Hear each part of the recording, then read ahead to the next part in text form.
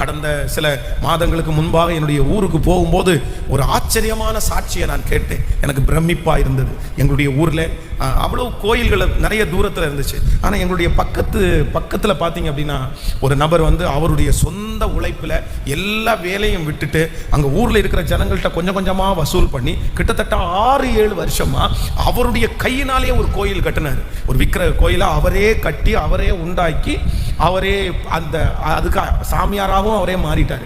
ஆனால் அவர் கல்யாணம் பண்ணின ஒரு சகோதரி யார் அப்படின்னா மறைமுகமாக அவங்க கிறிஸ்தவங்க. ஆனால் இவருக்கு தெரியாது.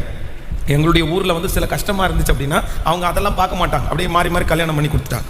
அப்போ இந்த சகோதரி வந்து ஒரு நாள் தெரியாமல் அவர் தூங்கினதற்கு பிற்பாடு ஒளித்து வைத்திருந்த அந்த பைபிளை எடுத்து வாசித்தாங்க.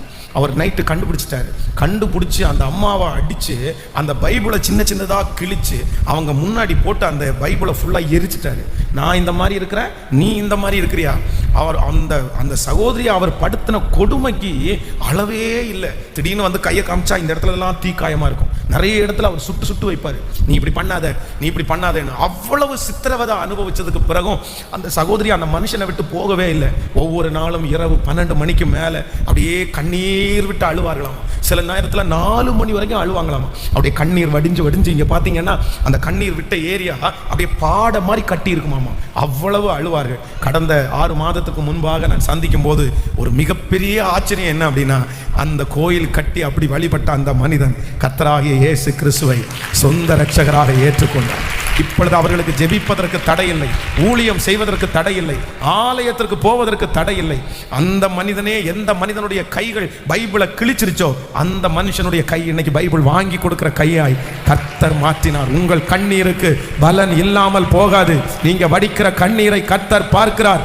அந்த ரங்கத்தில் வடிக்கிற கண்ணீரை பார்க்கிறார். சீயோன் குமாரத்தியே, நீ நதி அளவு கண்ணீர் வடி. ஒவ்வொரு ஆண்டவருடைய பிள்ளைகளும் இன்னைக்கு ஒரு தீர்மானம் எடுக்கணும். நான் என்ன பண்ண போறேன்னா, கர்த்தர் சமூகத்தில் மறைவிடத்தில் அழுது ஜெபம் பண்ண போறேன். ஹல்லேலூயா.